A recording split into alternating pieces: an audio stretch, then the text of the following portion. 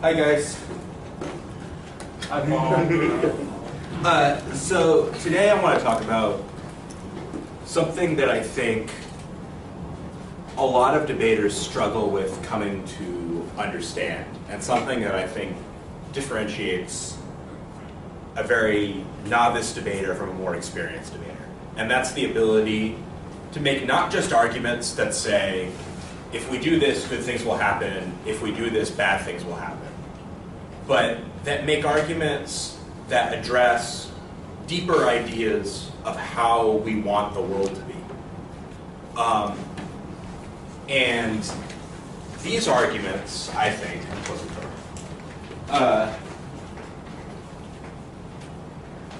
are often called principled arguments, or first principles. How many of you in debate feedback have been told that you're missing principled arguments? Has this been a thing you've heard before? Yes, no? Yes, I would imagine so. Or that your principles weren't strong enough, or something like that. So, what we're going to talk about today is what a principle is, why you need it in debate, and how to make a variety of very common principled arguments. So, I want to draw a distinction that is not a perfect distinction, right? There's some degree of fluidity between practical and principled arguments. Because you're only going to defend a particular principle if you think that principle has good practical consequences. The difference is that there are some arguments you make that are about the practical consequences of a policy, and then there are some arguments that you make that are about practical consequences of the state of the world. And that's a very vague statement, but it's going to become more clear soon, I hope. So, let's say we have the motion, this House will legalize all drugs. Very basic, familiar topic, right? Some practical arguments you can make in that debate. What is a practical argument you can make on opening or in proposition? Yeah. Wait, for it? For it, yeah. Legalizing all drugs. Not all drugs are bad, and that when you make them illegal, then people can't get the help they need when they become addicted. Cool, absolutely, right. So I think that second one's really good, right? It's a very concretely tied to the policy, right? When you make drugs illegal, people can't get the help they need when they're addicted. Why is that bad? Yeah. Because it damages family dynamics and it hurts people in the long run because they get sick and die. Okay.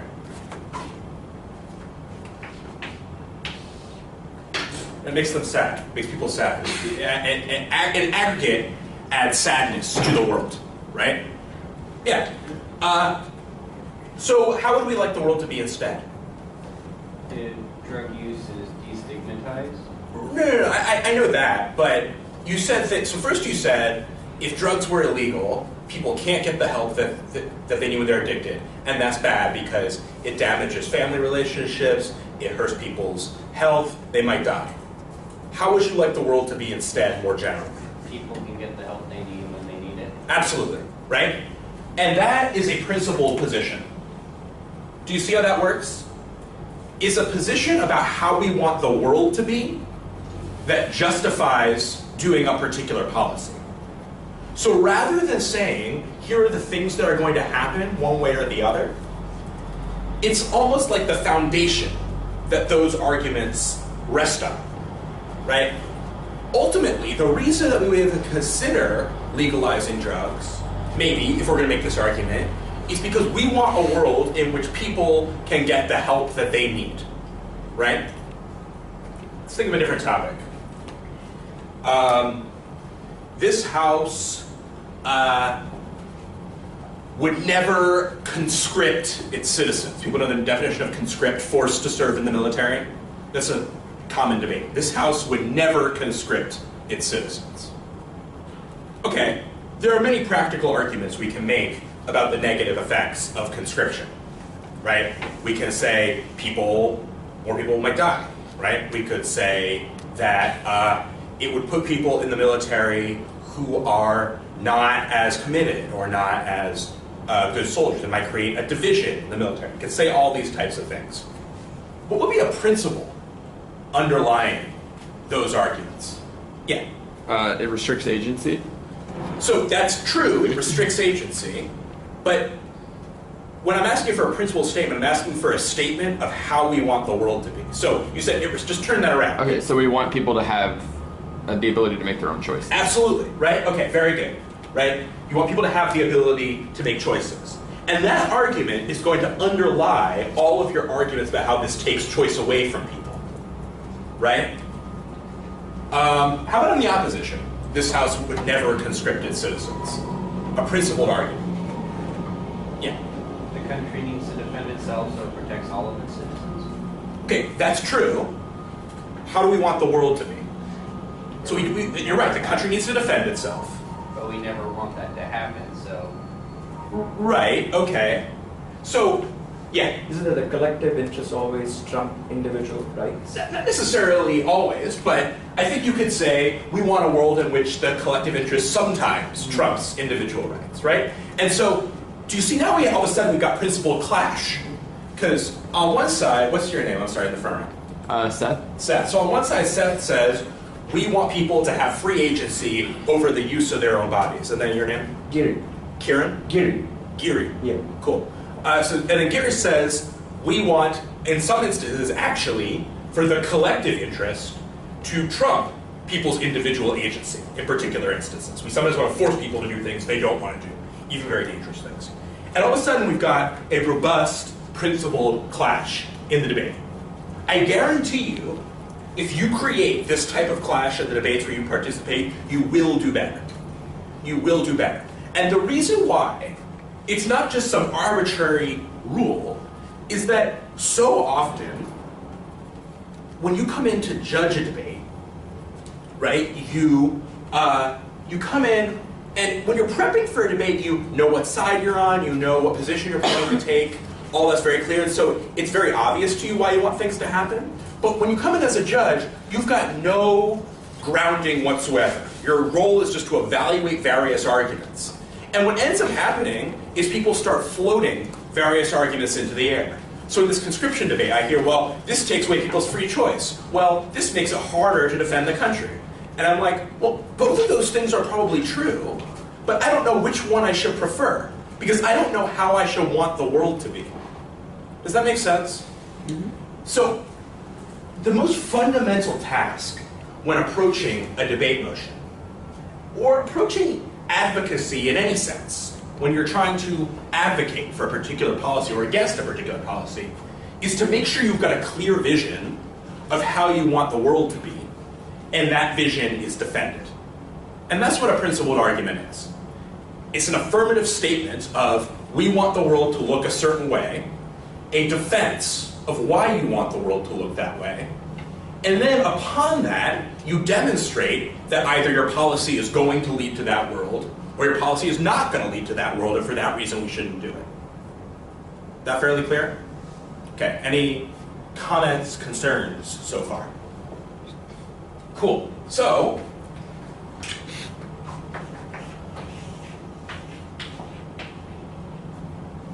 ultimately what we're doing in making principled arguments, and virtually every debate topic that advocates a policy has principled argumentation somewhere in it, is stating an opinion of how we want the world to be that justifies our policy. How do we accomplish that?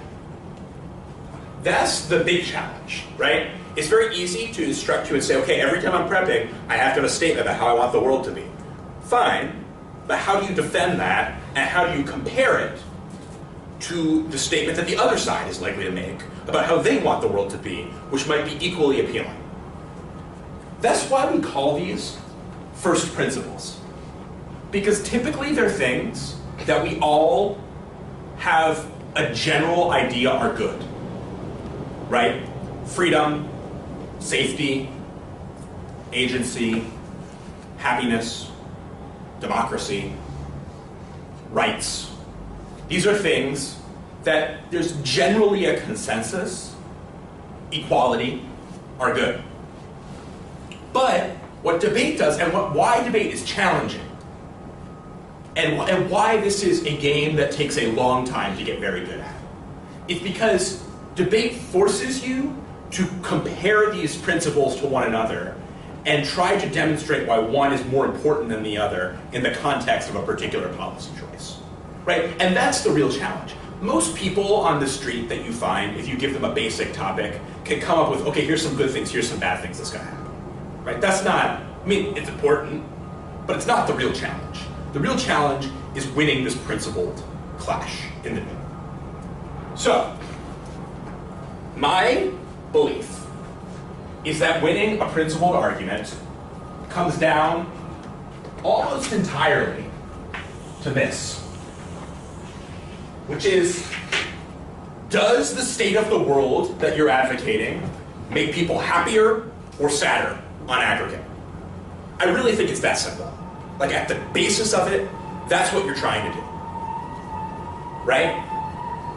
You're trying to demonstrate that particular principled positions, particular states of the world, either lead to more aggregate happiness or less aggregate happiness, right? It's a very utilitarian activity. It really is.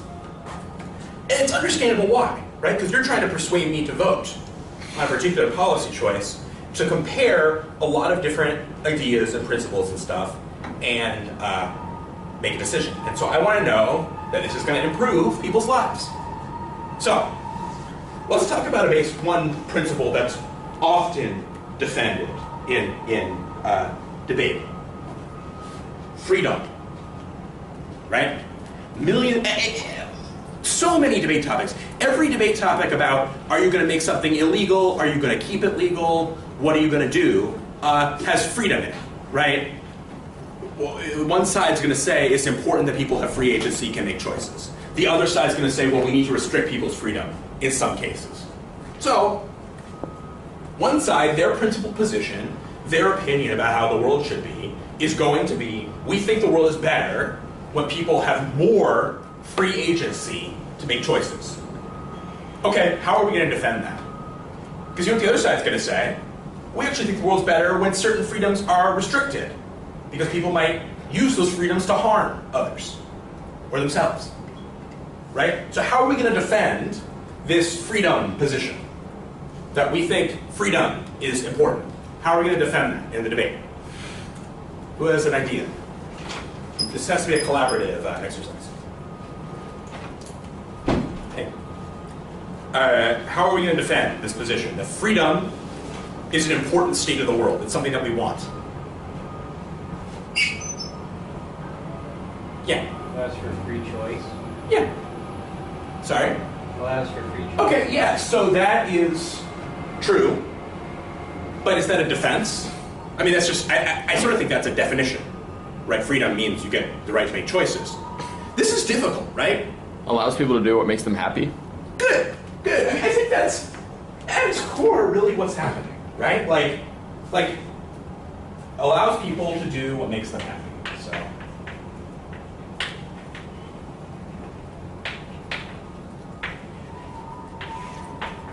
Whatever makes them happy. Now, okay. So let's say we come up and we say, we're doing legalize all drugs, let's say. And we say, we believe a side proposition in personal freedom. And we think people should have personal freedom because personal freedom allows people to do what makes them happy, right? That's the statement we're going to make in the debate. Now the other side's going to come up and say, no, I disagree. Personal freedom doesn't always make people happy. In fact, in many cases, people make mistakes and make themselves unhappy based on the choices that they make. Right? They become addicted to heroin or something. And they use their personal freedom to make themselves unhappy. So, you're wrong. Freedom is not good in this instance. How do we respond? Yeah? That the net good provided by this is better than the small negatives that happen? Right. I mean, I think that's what you'd like to prove, but I don't know that you can't. I don't think you just say that. Do you know what I mean? Like, because I'll be like, no, I disagree. The net good is outweighed by the negatives, right? And then we're like, okay, well. So, yeah. But then they have the freedom to get themselves well when under the current system they don't. Okay, sure. That's particular to this policy, but and that's probably a good response in many ways. But what I'm trying to do here is sort of get at, if you're making a freedom argument in any sense, in any topic, right? This is a very common clash in debate. On the one hand, people want to have free choice. On the other hand, sometimes people use that choice badly, and it harms them or others. Right? So we got one side that says, if you have freedom, you can do the things that make you happy, and then that makes you happier, right? You like to smoke pot, you can do that. Right? You like to do coke, you can do that. Other side says, cool, but we think that people are quite bad at making choices about what makes them happy. And as a result, freedom is bad in this instance, and people do a bad job, and it harms them in the aggregate. How do we respond? Yeah. That's interesting you say that, because studies have found in places like Portugal, who has legalized all drugs, that actually cases of addiction and drug use have plummeted. That's true. And therefore, when we legalize drugs, people have shown to make really good decisions about whether or not to do it. Okay, good. So we're getting there. So we have a practical example where, in fact, people have been shown that they actually use freedom responsibly. Right, that's good. Why do you think it's the case? Like, do you think it's just coincidence that in Portugal people were like, okay, I'm gonna make very good choices? Yeah. It makes it not taboo. It increases education. It Okay. increases access. Right. Also, people who use drugs and are in a bad place take their Right. friends in. Absolutely. Oh, that's right. But let's try to extract ourselves just a little bit from the drugs debate and talk about personal freedom more generally, right? So you're absolutely right, and all these arguments are stemming from what I'm looking for. But yeah, sure. I'm not sure if this is what you're looking for either, Mhm. but it's basically like when people have freedom, they value that freedom and Okay. do things to protect it. That's important. That's definitely important. But, like, let's say we have. So Seth and I are sitting around, and Seth is like, I'm not sure what classes I'm going to take next year. And I'm like, Seth, I've produced a list of classes that you will take. And I have adjudicated that these are the best classes. What would your response to me be? That's not true. Well, no, but like, how would I possibly know? I've never met you before. How would I possibly know what the best courses for you to take are? And I think this type of concept is actually at the core of why personal freedom is important. Is that the clash between government regulation, state regulation, and personal freedom has to do with information.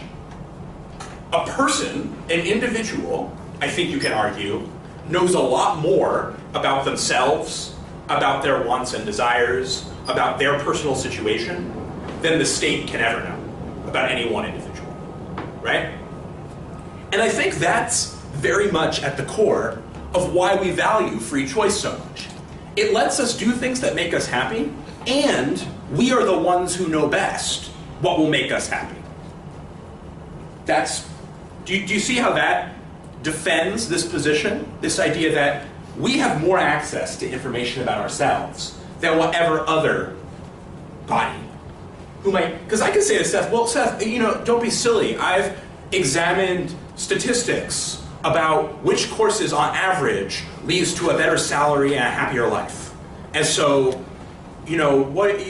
just follow my instructions, right? And you will say, okay, maybe on average that happens, but it doesn't apply to me, maybe, right? Like, and this is, sort of a silly example, but it is a microcosm of this type of clash. So cool. So we've got one side of the freedom debate where we say, freedom is really good because it lets people do things that makes them happy, and that's important because people are actually in the best position to adjudicate what makes them happy and in the best position to decide what to do. Okay, now we're on the other side, right? And we're saying, okay, yeah, some freedom's good, but people actually maybe shouldn't have as much freedom as governments advocate. So, because sometimes they misuse that freedom. Why do we think that's the case? Right? What's the converse to what I just said, what we just were talking about? What's the other side? Yeah. Some people might know what makes them happy, but other people don't, and then they'll. Sure. Sure. Yeah. Some people might value like short-term happiness over long-term well-being. Very good. What else? You had something else, or was that the same thing? Yeah. Yeah, what else? These are all good defenses. Yeah. Maybe they're not looking for happiness. Okay. Yeah. I mean, I think on some level, like, there's different types, you know what I mean? Like, if it'll make you, there definitely are people who revel in being melancholy, but I still think that's like a type of happiness in some ways. But yeah, that's a more complicated topic. Yeah. Like the state has more knowledge in the aggregate than the individual. Absolutely. The state knows more. You can reject what the other side says and say, don't be ridiculous. Like, you're some stupid person who doesn't know any information about anything. You're just making decisions based on whims and how you're feeling that day and whatever. And actually, a rational actor like the state that can aggregate information, analyze trends over time, you know, these sorts of things, is in a much better position to make this type of choice than you are. Anything else? Cool. So, this is a robust, principled clash in a debate. You could imagine one side come up in saying, look, we want to legalize drugs because we think that people should have personal freedom to do the things that makes them happy. And they should have that freedom because they are in the best position to know what makes them happy. They are the person who knows themselves the best, who has the most information about their family, about their financial circumstances, about their personal health, about all these types of things, and are the best suited to make that choice for themselves. Other side can respond, no. People do have a snapshot into what their own life is like, but it's very irrational. And people oftentimes think of themselves as more different from others than they really are. Right? People imagine that they're unique in a certain way, when the state is in a position to realize that that's not the case, and that society is better off when this choice is restricted. Right? And we got clash. How do we win this argument? Let's say this happens, right? We have these two positions, right? Everyone's like, and then who wins the argument?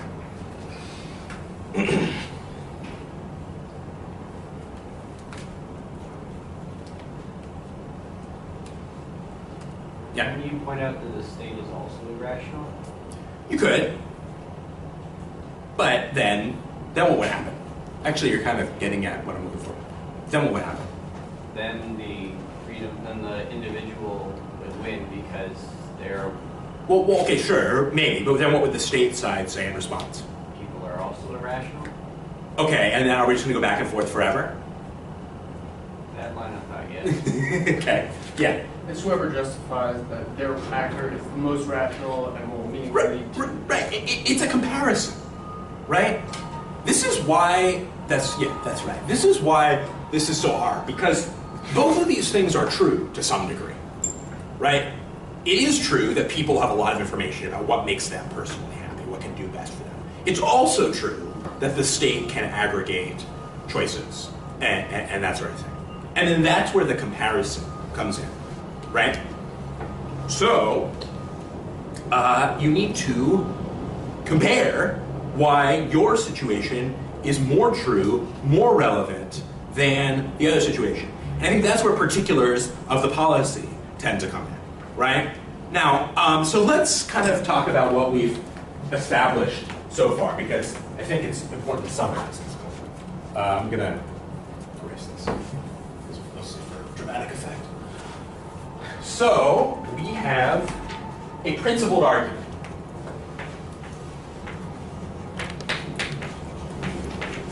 Very basic structure of a principled argument.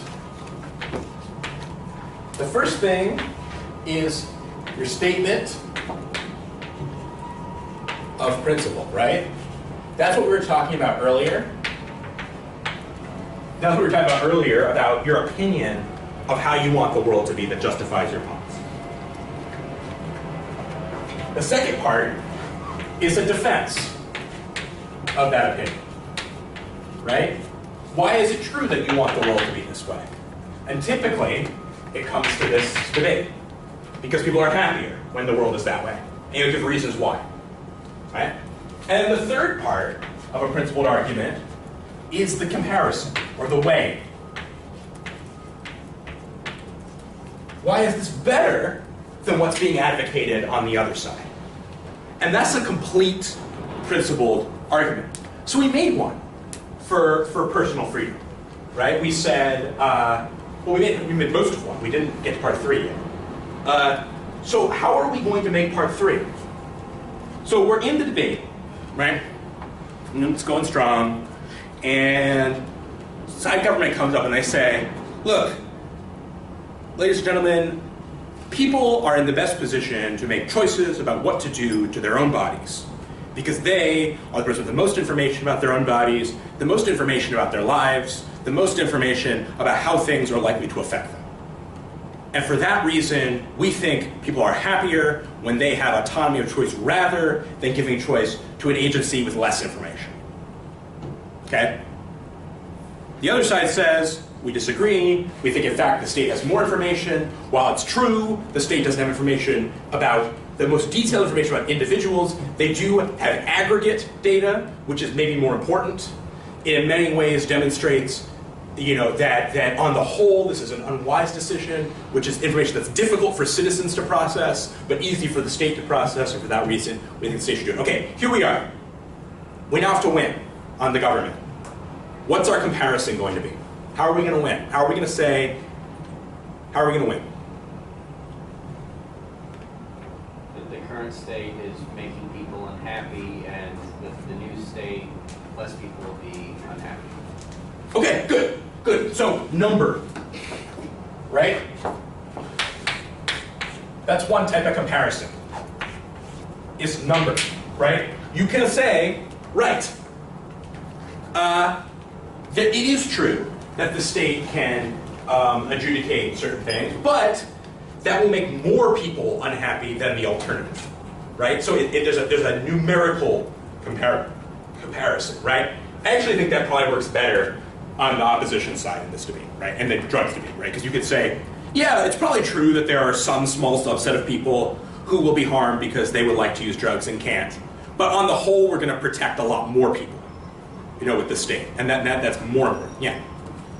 Could you say something along the lines of the state has protected that people will be happier with the state, if not with themselves, if all drugs are legalized, and that would in turn make for a better functioning government? Yeah, you could say that. So even if they're upset with themselves, they'll at least learn from the distance. Yeah, no, that's true. You could definitely say that. Yeah, what's up?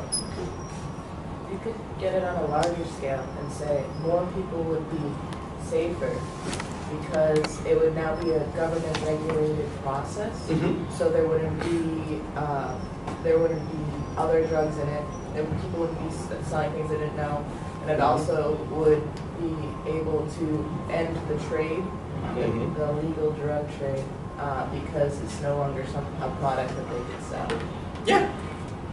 Yeah. All that is right. So what I'm looking for here is trying to create mechanisms of comparison, right? So one mechanism of comparison we have is number. What's another, a number of people affected? What's another mechanism of comparison? I guess like a qualitative comparison. Absolutely. So say more. Then that's right, but So going back to the, do you want me to do it in general terms, like the drug? It doesn't matter. Okay, so I guess in terms of drugs, you could say, so that people's individual quality of life would be better even if they are making bad decisions because they have their freedom of choice and they know they're not being imposed on, decisions imposed on them under the government. Okay. And then in people who don't choose to use drugs will still know they have the ability to and thus have free choice. Okay. And thus have the quality to make decisions that please them. Right, okay. So yeah, you're getting there, but I'd like to have, because I really think it's helpful to keep this list, which eventually we're going to generate, kind of with you in a debate tournament.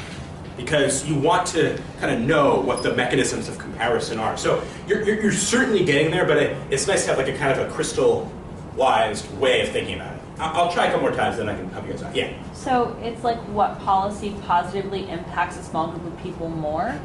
Awesome. Yeah, that's exactly right. The way I like to think about it is extent. Right? So you might say, in this drugs debate, it's true that there are some people whose lives are improved a little bit if drugs are illegal, because they get to, and it could be a lot of people actually, who like feel happier and like the state respects them more and can do things that they want to do and have like more fun, right? Like that would help a lot of people a little bit. But for people who might be prevented from using drugs where it's illegal and then becomes addicted and their lives are ruined, they're harmed a lot more on the aggregate than these people's helped a small amount. Do you see that's a different type of comparison? We do a numerical comparison, this helped more people. We can do an extent comparison. This affects people more or less. Not number of people, but the extent to which it affects them. Another mechanism of comparison, right? What's a third mechanism of comparison? And these are things you're going to use in debate all the time when you're comparing policies. Yeah? Short time or in the long run. In the short time, long run. You were there yesterday. This is it. Yeah, absolutely. Length is a mechanism of comparison. Right? You could say, okay, yeah, people will get some short-term happiness from using drugs, but in the long run, their health will be deteriorated. You could also say other things, right? You could be like, people will get, like, it might be safer in the short term, but in the long term, we've got mass incarceration and all kinds of other things, right? So then that's worse, right? Short-term versus long-term comparison is a mechanism of comparison, right? And then there's one more that I think is helpful. Do you remember? Someone was something yesterday, or if not, you can generate it on our own. There's one more that I think is helpful.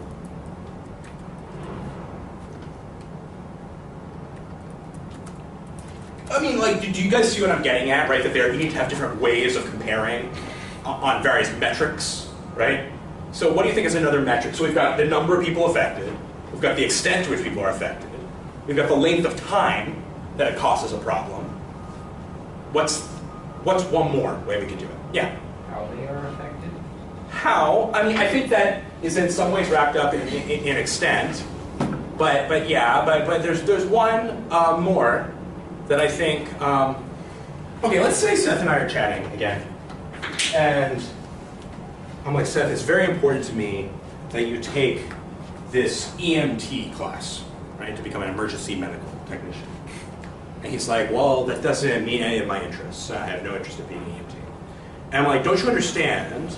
There's a small chance you will discover somebody one day who's having a heart attack, and you'll be the only person who can save them. Why would you ever consider not taking this course? You might save someone's life someday. What would your response be? Because of the very small chance of saving someone's life. Absolutely. How likely is it that these things are going to happen? Is another mechanism of comparison, right? Likelihood. Right? And I think these are not, there could be others, I don't know. And sometimes there probably are, but I think most of the time you're comparing policies, principles, impacts, whatever, on one of these four metrics, one or more of these four metrics. How many people are affected? To what extent are they affected? For how long are they affected? And how likely is it that these impacts are actually going to happen? So now we're really building a complete principled argument, right? We're going to, so every time we're defending a principle, every time we're defending freedom, equality, rights, democracy, safety, security, whatever, we're going to make this type of argument. We're going to have a statement of principle, we're going to have a defense of the principle, and we're going to have a mechanism, we're going to have a comparison of that with competing principles, likely using one of these four methods, or more, one or more of these four methods of comparison. Does that make sense? Okay, questions? Yes? It doesn't mean that every principle needs to be justified by pragmatic metrics. So this is a robust debate in itself. Right. But I understand why. Everyone see why he's asking that question? Because on some level, it does seem like this is just reducing to some other type of pragmatic argument. The simple answer is yes. The more complicated answer is it depends what you mean by pragmatic. Right. Do you know what I mean? Like on some level, if the word good is a pragmatic thing to you, then yes, everything's pragmatic. Right. But it could be the case that good is some type of deontological thing. That it's not clear we need to get to that level. Okay. Sure. But I'd be happy to talk to I'm very interested in that discussion. I'd be happy to talk to you more about that later. Yeah, I think it's fascinating. But basically, when it comes to debate and public advocacy, I think this is the structure. So let's take another principle of debate. We're going to step away from freedom for a while and talk about something different and see if we can effectively construct an argument, a principled argument in defense of something different. Equality of outcome. People understand the difference between equality of opportunity and equality of outcome. Can someone explain the difference between equality of opportunity and equality of outcome? Yeah. So when the state puts everyone kind of on the same level to begin with, that's equality of opportunity. Whereas when the state ensures that people get to the same level in the end, that's equality of outcome. Great, absolutely. Can we maybe talk about, give me an example of one policy that seems directed at equality of opportunity and another that seems directed at equality of outcome? Yeah. Well, you could say that a single-payer healthcare system would be equality of outcome. Okay, why's that? Because it means that anyone, no matter where they started, and they don't all start in the same place, they'll all have or already have access to healthcare. Exactly. The same. Everyone's absolutely right. So a single payer, many socialist type policies seem directed at equality of outcome rather than equality of opportunity. Right? Not all, but many. Because what it's saying is, doesn't matter where you begin, when it comes time to access services, you're all going to get the same quality of service. I think we had a debate yesterday was about everyone needs to use a public defender. If anyone who's accused of a criminal violation needs a public defender. Was that a topic? Yeah, judicial, whatever. Yeah. So, what is that? Is it equality of opportunity or equality of outcome? Because you're not always guaranteed a good public defender. Right. But you always have the opportunity. You're right, exactly. So I think that's equality of opportunity. They're not making guarantees about the outcomes, right? So this is an important debate that people are having, and then there's some people who say the government should attempt to ensure neither, right? That the market should just manage the situation. And there are very intelligent and robust defenses of that, whether or not you agree with them. Okay, cool. So we understand equality of outcome. The idea is that the government attempts to create a circumstance, like with single-payer healthcare, like with redistribution of wealth, that regardless of a starting point, they attempt to create equality down the line. Okay.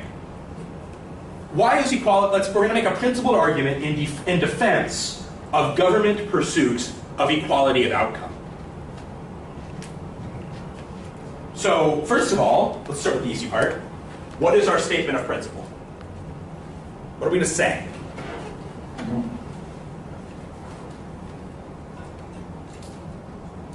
Yeah.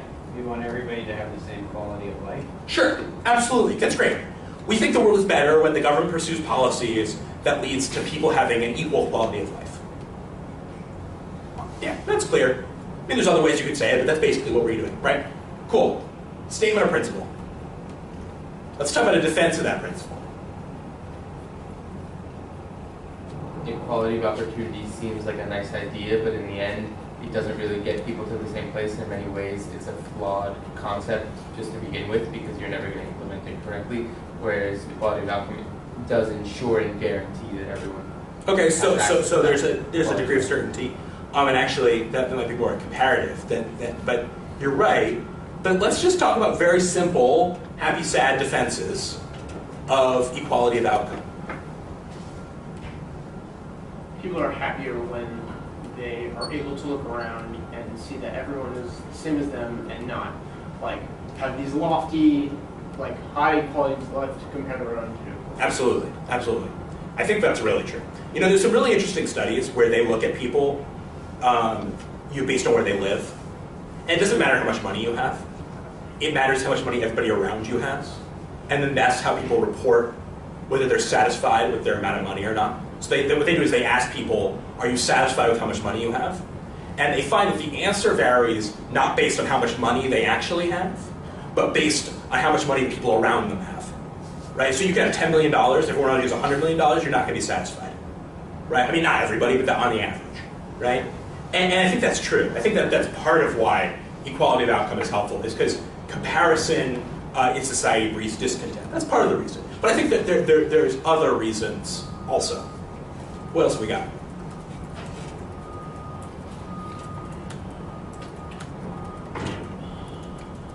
What do we avoid with equality of outcome? That's it. Perceived unfairness or just unfairness in general? Unfairness, but definitely. But kind of what's the, let's say we don't have equality of outcome, what's the bad side of that? Like, because some people are going to do awesome if we don't have equality of outcome. They're going to make bank, they're going to be super happy, they're going to, take nice vacations, whatever. Right? That's going to be great for them. What's the negative side of not having equality of outcome? Yeah? There are people who have nothing. There are losers. People lose, right? The people have no money. They starve. They get sick. They are unhappy, right? So one defense of equality of outcome is that we avoid those negatives, right? That's a reason why the government should pursue those policies, is because it avoids scenarios of absolute destitution, right? It might be the case that it limits people's capacity to earn massive amounts of wealth or gain massive amounts of whatever, but it limits the worst case scenario. And do you think that's a fair defense? It means that the worst case scenario doesn't happen, right? That's a defense. And I think Luke is also right. It reduces discontent, right? People have a greater sense of community, a greater sense of equality when they find that most people are kind of live similar lives to them, right? These are all defenses of equality of outcome. Okay, now we're on the other side. The state should not pursue equality of outcome. Right? This happens all the time, right? Let's say, here's a motion that I've seen many, many times. This House supports a 100% estate tax. Do you guys know what an estate tax is? Someone explain an estate tax. Yeah. It's a tax on all goods bequeathed to you in someone's will or left to you by your Right. So in the United States at the moment, when you die and you have a will, you can pass on, I think it's $2 or $3 million of assets. It's 5 or 10. Is it more now? It's 5 or 10. Okay. You can pass on a lot of assets tax-free. Right? So if you have a big bank, you have a house, whatever, you can pass that on tax-free. Assets above that amount get taxed at a pretty high rate. There are other countries where all the assets you pass on get taxed at a pretty high rate. And then there are some countries, or at least there's some policy considered, where in fact you would not be able to pass anything on. Stuff you have when you die would be returned to the state and distributed across the commonality of citizens. Right? And there's arguments for and against this type of policy. Right? But can you understand at least why a state might want to do this? Because a lot of people are concerned that inheritance creates dynasties, right? That if you're born and all of a sudden people are passing on $20 million of assets to you, that puts you in a position to make lots more money. Then you got $100 million, you pass on $100 million to your kids, they make it so on, right? There's a concern about that. Meanwhile, you're aggregating wealth and other people don't have access to that wealth. So there's a concern. That's one reason why a state might pursue that policy, equality of outcome, right? They would think, okay, well, if we take everything when you die and distribute it, then we're going to prevent these dynastic aristocracies from developing, right? And we'll have a much more equal society, equality of wealth, equality of resources, equality of outcome. Okay, but you could be on the other side of that debate. You could be on opposition. We do not support 100% estate tax. And to create good clash and good, robust disagreement in the debate, you probably wouldn't say, well, we support a 98% estate tax, right? You'd say, we support a fairly low estate tax, right? That would create a good clash in the debate. Okay, so you don't want, at least in this instance, the government to pursue equality of outcome. You're going to have to make this argument. Why? So first of all, what's our statement of principle? Because I know this is pedantic in some ways, but so often I'm judging around, and people start saying, yeah, you know, like government pursuits of equality are complicated and they don't lead to good outcomes and who knows what's going to happen. And I'm like, I don't even, they didn't state very clearly just what they're defending. They're just a simple statement of a principle, right? So it actually makes their argument a lot more persuasive. So it's important that we establish this. So what is the statement of principle if we're on the other side of the equality of outcome debate? Having the possibility of a better life encourages. Right, okay, you know, absolutely, and that's a defense, absolutely, and I think we're going to get to that in just a minute, but what is our just very simple statement of, yeah? That parents want to provide for their children, and they work hard to provide for their children, so when you have this estate tax, you're making it so that it's a lot harder for them to provide for Right, their children. sure. That's, again, a defense. But, so on the one side, the proposition said, we think the government should pursue policies that leads to equal outcomes and equal quality of life for their citizens. I disagree. Blank. People have a right to what they earned. That's, yeah, okay, we're getting closer, I think. I still think that might be more of a defense than a robust statement of principle. Yeah. Not all people have the same amount of money, so when you are taking more from people that have less, they're getting much more less than people that have a lot. This is all true, and maybe I'm not asking this question correctly. What is our opinion about how the world should be that justifies not doing this? Yeah. Inequality is good. Yeah, no, absolutely. That we should have some degree of inequality of outcome, right? Very basic statement of principle. We think that we should not have absolute equality of outcome. Can you see how that clashes directly with the government should pursue as much equality of outcome as possible versus the government should not pursue as much equality of outcome as possible. Okay, good. Now we got a lot of great defenses out of people already. So what were they? Right? Earlier you said, you were talking about inequality. Having the possibility of a better life motivates. Absolutely. When you're on Facebook and someone's like, socialism is bad, what's the first thing they say? What's the first thing everyone says? They confuse it with communism. Sure. High taxes.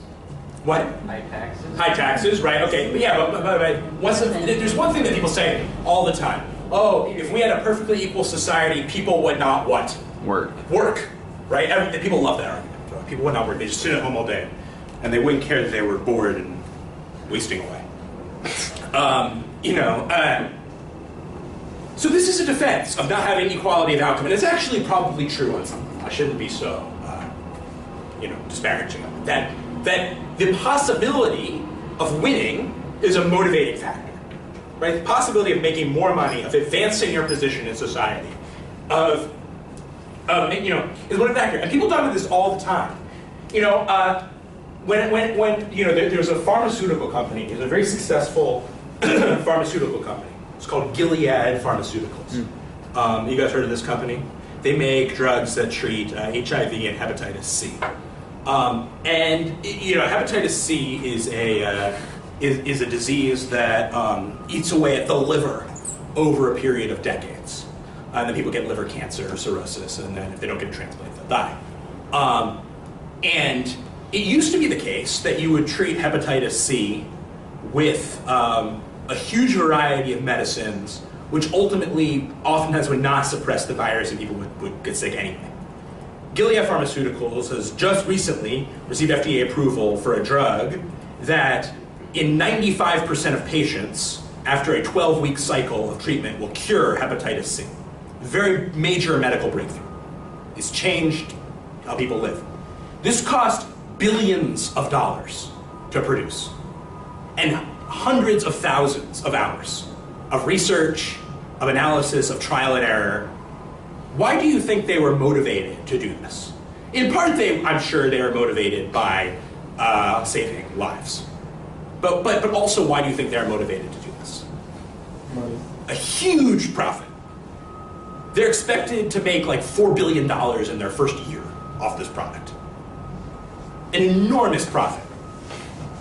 If the state were to say to them, we're going to take 80% of the profits that you make, do you think they might not have invested that amount of money? It's possible, right? How about on a smaller scale? right? Why do people open businesses?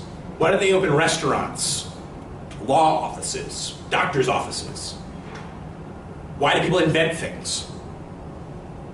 I mean, they have some reasons. They want to help people, they want to be involved in the world and stuff, but people are motivated by the idea they can earn a lot of money and make their lives better for them and their children and that sort of thing, right?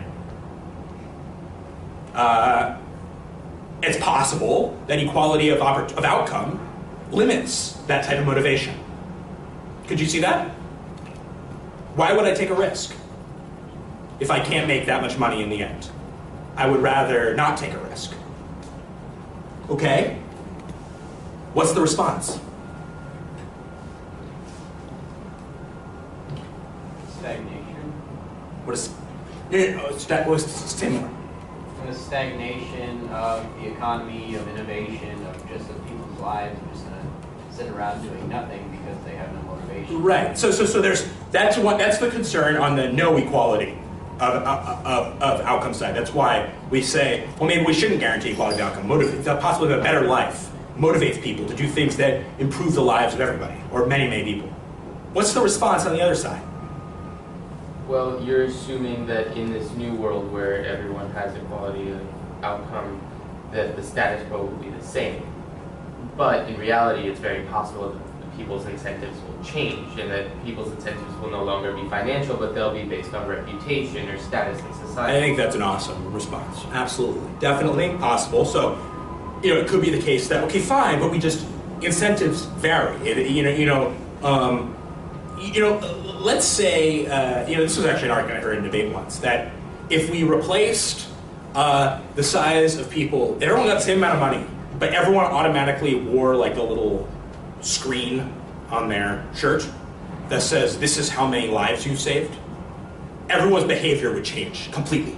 Everyone would start doing things completely differently, right? They start doing everything they could to get a higher number on their shirt, right? And it would completely That's fascinating. alter. Everyone's you can't right. So, but I think you're hitting on something really good. Is that Start to see numbers going down. Right, people would dive in front of the bus. yeah, right. Yo, I want to push buttons, right? I mean, could you imagine that everyone would change their entire approach to existence? But I think that's a good point, right? That like, just because incentives are monetary at the moment doesn't mean they'll always be monetary. What's the other? Let's say we don't have to make that sophisticated an argument. What's another just kind of more simple response? People will always want to improve their own lives beyond what they have. Yeah, I think it's as simple as that. Like most people want to do stuff to make their lives better and make other people's lives better, and I think they'll still want to do that. It might be and so then we're going to get to the comparison, right? Because it's probably true that in an environment where there's not equality of outcome, people are more motivated to innovate, to earn money, to take risk. It's also true in an environment where there is equality of outcome, there are fewer people who really lose out, who end up in a really awful situation. So now we have to compare. What are we going to do?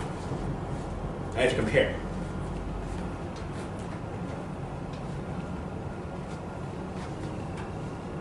You can do a numerical comparison and say that the number of happy people in a society without equality of outcome, well, this would be the side for equality, is a lot smaller. Because I mean, the people that own the wealth generally, as Right. we can see in examples of most Western liberal countries, are few. Sure. Whereas in a society where people are all on the same plane, there are just more happy people. Even if some people aren't happy because they can't make as much as they would in the other. Yeah, I think that's really solid, very solid comparison. Yeah. You can have an extent because you're helping fewer people a lot more, like all the homeless and all the hungry people. You're helping them a lot more than you're hurting, say, the extremely wealthy because there are far fewer of them. At 100%, absolutely. Absolutely. I really like this clash because I think this clash actually is really good breeding ground for my favorite mechanism of comparison, which is likelihood. I think when people make these motivation to innovate and take risk arguments, they totally forget about likelihood.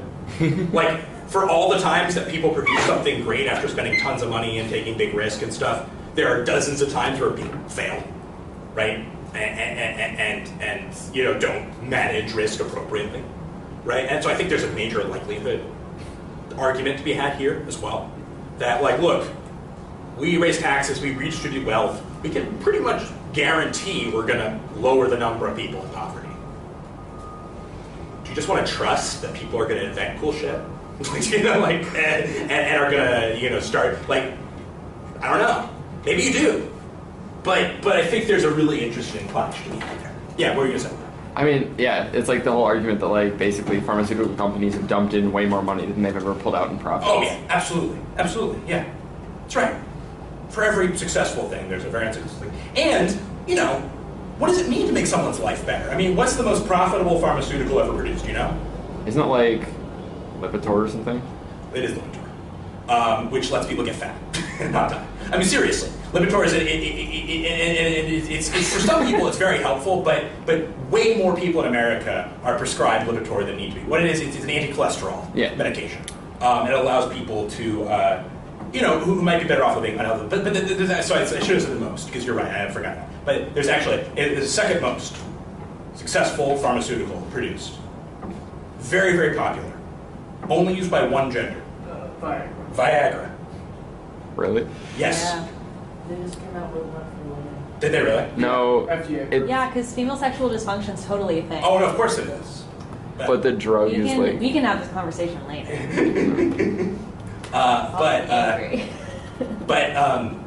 Oh, I see what you mean. I get why that's offensive. Okay, cool. That's sketchy. Okay. Well, I guess people might want to. Okay, whatever. We'll talk about it later. But, you know, and like, I don't want to be flip here, right? Like, I think people's sex lives are important to them, right? And are a big part of what make relationships strong and families strong, right? And so the inability to have sex could be bad, and it's something that should be treated. But is that worth? Is these types of innovations, you know, we can safely, we can, you know, combat cholesterol, right? So we don't have to change our diet. We can just take this medication. We can prolong sexual relationships. Like, are these things worth? I think there's some level in which we're like, all innovation is good and it's all equally good, right? And we're like, it's all amazing. But I'm not sure that's true. Anyway, so these are just different types of comparisons to think about. Cool. All right, so we've done a couple of these. I would like to give you guys an opportunity to make these arguments, you know, yourselves, kind of generate them on your own. So what I'm going to do is I'm going to give each of you, we're not going to have time for everybody, I don't think, but you'll at least have time to generate an argument. I'm going to give each of you a principle and a position, and I'm going to ask that you generate about 2 minutes worth of speech time, maybe a minute and a half, 2 minutes worth of speech time, making a principled argument in defense of that position. I'm not going to tell you what the motion is, just the principle, okay? Makes sense? So why don't we have democracy for you. Democracy is good, right? Favor of democracy. Then we have democracy, like too much democracy is bad. Like too much personal choice is bad. For you, why don't we have security is good. And then Luke, why not over securitization is bad. Sure. Why not, universal human rights are good, right? And then there should not be a universal human rights regime. Why don't we do, like, religious freedom is very good. And then we can have, like, restrictions on religious freedom are an important function of the government. And then for you guys, why don't we do, I actually think maybe there could be, like, a diverse, forced, kind of like a reverse racism type thing, like a affirmative action, diversity initiatives are good things, and then affirmative action, diversity initiatives are not good. And then we got one more. Why don't we do? Let's just see. You could do maybe. You weren't here for the first one. So that's good. How about just personal freedom is a good thing. Personal freedom. Okay. So take 5 or so minutes if I made 7 minutes, come up with a good, robust defense, and I'll give a few of you, one not for everybody, but a few of you an opportunity to present that, etc. What you gave us is the statement of principle then? Yeah, Okay. basically, more or less. Okay. By over-securitization, you mean in terms of states, right? Yeah. You can do whatever you want if you want to do like surveillance, Okay. militarization, whatever it is.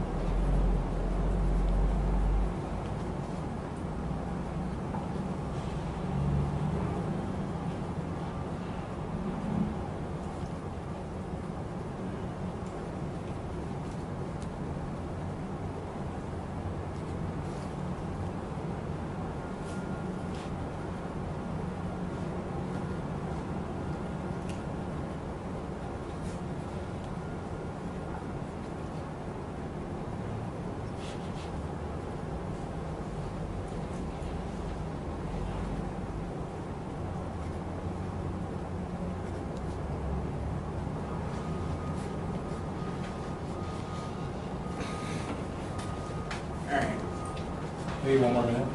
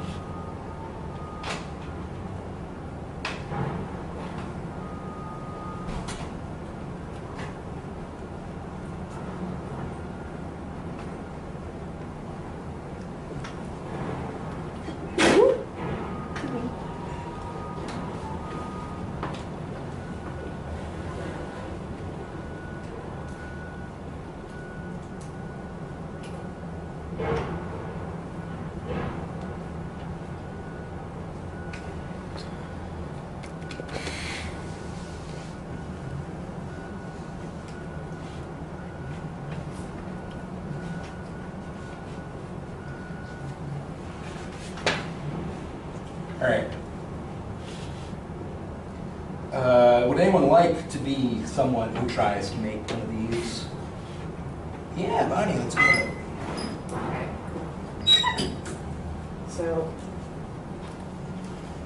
And then what I'm going to ask from people is, constructive criticism. yes. What would you have done better? What do you think was good? I want you to participate. I'll make some comments.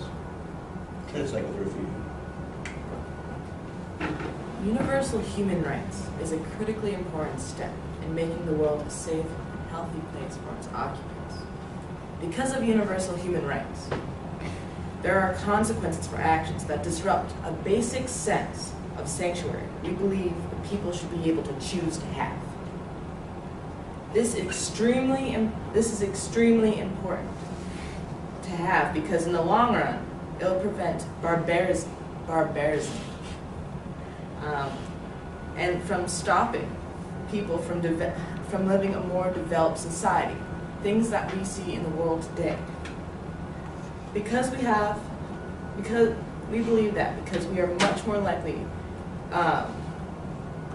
to pass the barbarism we see in the world today, because if we have standards that help ward it off, if we have this basic sense to protect the people, we believe that in a modern world, that this step towards greater safety, this step towards greater equality, is critically important to continue the successes of the human race, and that it is a very low standard to withhold, considering the fact that there are people with so much, and then there are people whose livelihoods are at risk.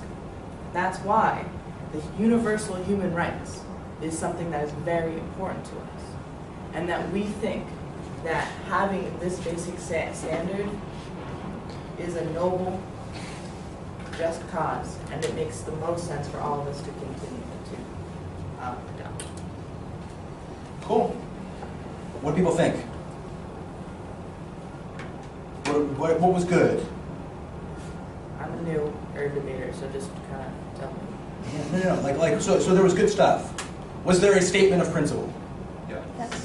Okay, good. You'd be surprised how often that's missing. Was there a defense of the principle? Yes.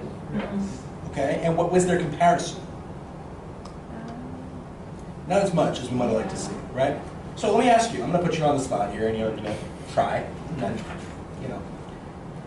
nobody's watching. So it's not true that a universal human rights regime makes the world a better and safer place. In fact, that is your, white Western perception. There are cultures that prize and place tremendous value on various things that we would think of as human rights abuses.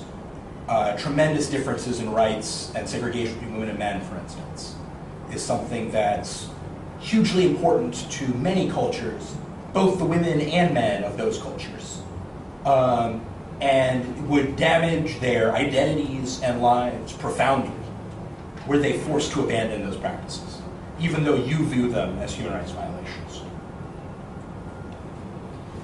We actually see this as not true. Although there are governments who support it, we think that having a basic standard so people can go to school if they want to go to school and people can choose to participate is very important. Because if people don't have access to health care, if they don't have the choice and whether they want to participate in things like female genital mutilation, well, I think that people should have the choice for that. And we think that having a basic standard for human rights actually prevents people from not even being able to make the decisions of whether they cooperate or want to participate. Because in this standard, we are actually seeing systematic instances where people don't know about the decisions they have access to. And this is a problem, because when people don't have access to learn the things that because they don't have access to know that, or they don't have the resources, because they don't have basic human rights, they don't know if they could have a better life for themselves, whatever they choose to make it. So, just to be clear, you think it's more important that we in America, UK, whatever, feel good that girls everywhere have the right to go to school, even if it means that they feel like they're dishonoring their God and condemning themselves to eternal damnation? Not only is that's more important that you feel comfortable that there are schools for them to go to. Well, not only is that an overgeneralization, and do many girls wish they had the right to go to school, but they don't have access to the resources to protect them from having, when they don't have access to tampons and they have to miss weeks of school every month, or a week of school every month because they don't have that. But not only is it important for them to be able to make that choice, then to have them not have a choice right now in the world that they have. Cool. That was good. Really good responses, I thought. Let's get another volunteer, or shall I select at random? All right. In the back. What's your name? I should learn it. Cameron. Cameron. The floor is yours. I was a bit confused on what you meant by universal. Okay. So I would put no universal, but there are rights. Yeah, let's see what you got. Right. I'm sure we'll find responses. So I went along the lines of universal. So bad people should not be treated the same as good people. We want people who do beneficial things and make lives better to be treated better than those who are detrimental to life and culture and society for people. So when people have purposely acted against humankind, they have given up their right to be considered part of it. So if you have gone and decided you're going to launch a nerve gas bomb on some town, you have given up the right to be considered part of the human race because you have detrimentally affected the lives of thousands of people and have possibly poisoned the water in that region or the crops in that region for years to come. So, what this will do, this will make people happy because people will see that people that try to hurt them aren't treated the same way that they are because they are not trying to hurt people's lives. They're trying to make people's lives better. They're trying to promote human life. They're not trying to take life away from people. They're just trying to live their life the best they can without hurting other people. So this will improve the quality of life because if you take away universal human rights, then you no longer have to worry about those people that are detrimentally affecting you because you no longer have to give them resources that they might request because they have excluded themselves from your collective group. Because they are no longer part of you, you no longer have to support them and they are no longer a drain on your resources. But we're not talking about like the homeless or the poor. We're talking about people that are going around killing lots of other people just for the fun of it, or because they feel like they're just going around killing people or detrimentally hurting people by stealing all their money and such. Why should we sink to their level? Of what? Well, you said if people do things like nerve gas the community or something, then they lose the right to be treated as humans. And so they don't have certain rights that others have. Why should we do the same thing that they're doing, which is treating others as less than human?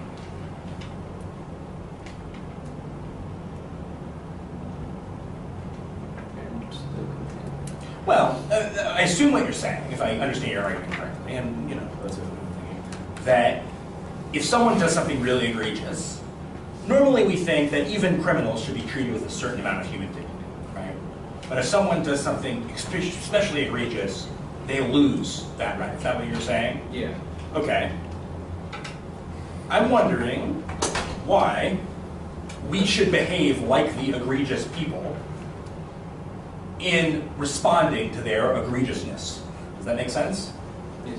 I would respond to that by saying we are not sinking to their level. What we are doing is we are excluding them from our collective resources that we as a society have collected and worked hard for. So if they do not want to be part of that society, then why should they reap the benefits of all the hard work that this society has put forward into trying to make a better life for the collective group? Cool. What do you guys got? Anything? I think the example was pretty good. Yeah. With the nerve gas that made it come alive. Yeah, that was really solid. Persuasive. Fun. I just could say one thing. I don't necessarily think you detail exactly why we should be able to treat them as less than human, even if they have done something that's less than human. Which I think what you kind of started to get at, but I think that is worth reiterating because I guess there kind of needs to be a link between the reasoning there. Yeah, that's right. Anything else? Cool. Nice work. All right, we'll try 2 more. I want to give you guys a break for the debate. Yeah. So from then, first.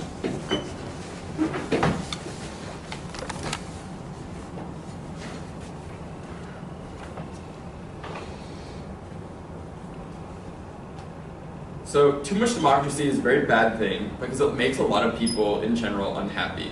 So the rights of the minority are necessary and are necessary to protect within society. So a large and uninhibited democracy actually infringes upon the freedom of the minority, which can be up to 49.99% of the population, and thus decreases society's net happiness based on the whims of the majority. So if the majority decides to do something that will provide them a positive, a slight positive net benefit, Whereas it provides a minority with an extremely, like, a much larger net negative, the majority will still choose to do that in most cases because it values its own interests over the interests of the minority in an unimpinged democracy. So the likelihood of the majority actually bending to the minority in these circumstances is next to none because there's no consequences in a democratic system that is uninhibited in any way. So too much democracy is actually a largely net negative. And also, thus, like I said earlier, the extent to which a minority is harmed will often be larger than any sort of net benefit that a majority would gain, in which there is no sort of checks and balances on an uninhibited majority. Sorry. Cool. What do you guys got? I think what would be neat is if you were to just state the principle alone and then go with the reason, because remember the first opening statement was like, democracy is bad or good because of so and so. So I think just having a statement. I think that's right. So just start with like democracy is bad. Well, so I thought that like this thing that over-democratization is a problem. Yeah. It's good. And I thought you identified a lot of the right defenses that like it creates a tyranny in the majority and stuff. Mm-hmm. So that was good. But I think you just want to be clear about here's our principle and here's the defense. Because and here's why this is important. It's not just a stylistic thing. It's actually argumentative thing. Because let's say we're in the debate, and then if I can demonstrate that a tyranny of the majority doesn't happen in this instance, then you're going to lose that argument. Whereas that might not be your only reason why you think over-democratization is bad, right? Mm-hmm. And so you don't want to end up combining the principle and the defenses, because you might have multiple defenses of the same principle. And if you lose one, you still might be able to keep the others. But if it gets lost, do you see what I'm saying? Yeah. Right? Because what's another defense of why over-democratization matters? I mean, tyranny of the majority is definitely one concern. People understand the concept of tyranny of the majority, right? Mm-hmm. Okay. So what's another reason why, too much policy making left to the people is bad? It creates a reactionary system. Creates reaction. It's a very reactionary system, right? There's lots of it, but it's about referenda, about other sorts of things. People want things to happen immediately, and they want to, and a lot of times that can't happen, and so that's good. And so that could be a separate argument for tyranny. Okay, I thought that was good.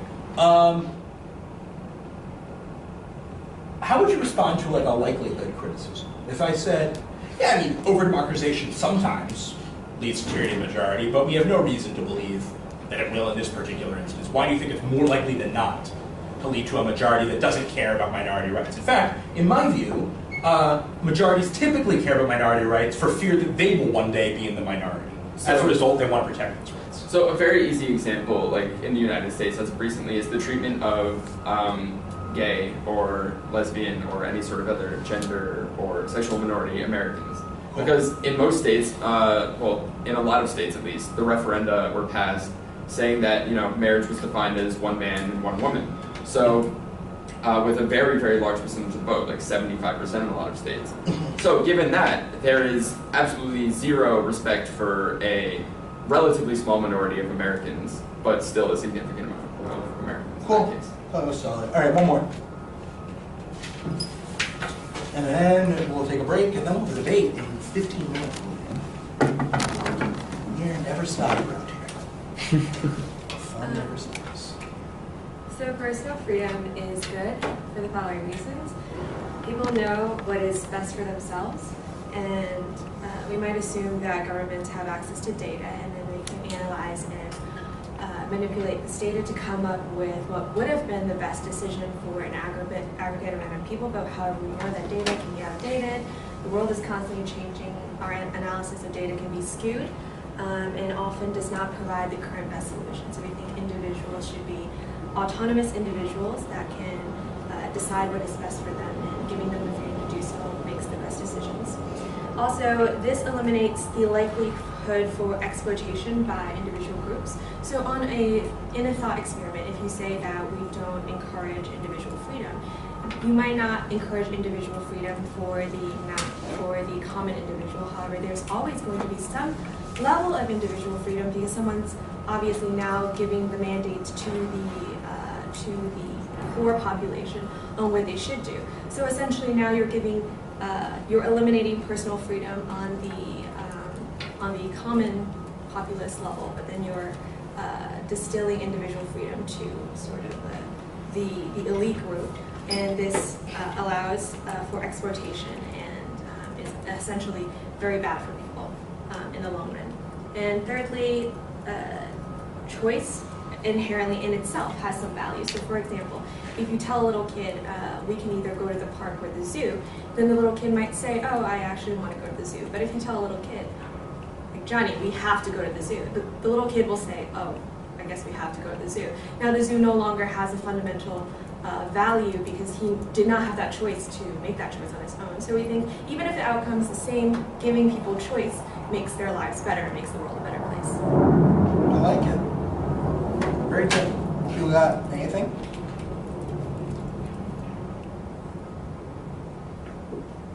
Okay. So a lot of psychological research actually indicates that people make very inaccurate predictions about what will make them happy. A good example, there's a couple of very prominent examples. Divorce. More than half of marriages end in divorce. Though if you interview couples at the time of their wedding, almost none of them think they're going to get divorced. Tattoos. Well over 2/3 of people who get tattoos eventually want to have those tattoos removed, whether or not they go through with them. Drug use. Many people who use hard drugs, particularly hard drugs, say later in life they regret it and wish they had. But they all make those choices at the time. Given this pretty awful track record, what are you talking about? I think this goes back to the fundamental value of choice. So if you don't give people the choice, and perhaps you don't give them the possibility of regret, you don't necessarily eliminate their desire to want to make that choice in the beginning. So if you don't allow two people to marry, you're not necessarily making their lives better, as well as even though you're making their possibility of regretting that marriage an impossibility. Awesome. Very smart. Good response. All right, guys. I want to give you guys 15 minutes to get some water, go to the bathroom, hang out, whatever. I hope this was fun. I hope you keep this in mind. I hope you win lots of debates and convince many people to make the world a better place. Win many prizes. So forth and conquer. If you got questions, I'm happy to answer them. What? Do you not want to debate? Man up, Luke. You don't need I to. know, I'm here. I'm going to debate. Okay. Do you have time to stop at the Harvest Cafe and get a sandwich to go? You better run. I'm really. Really run. I don't know. That's.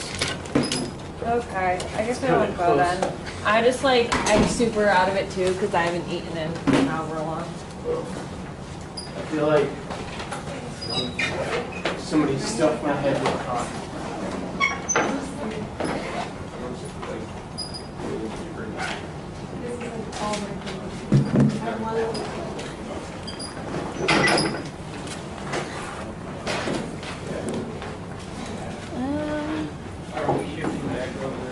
Yeah.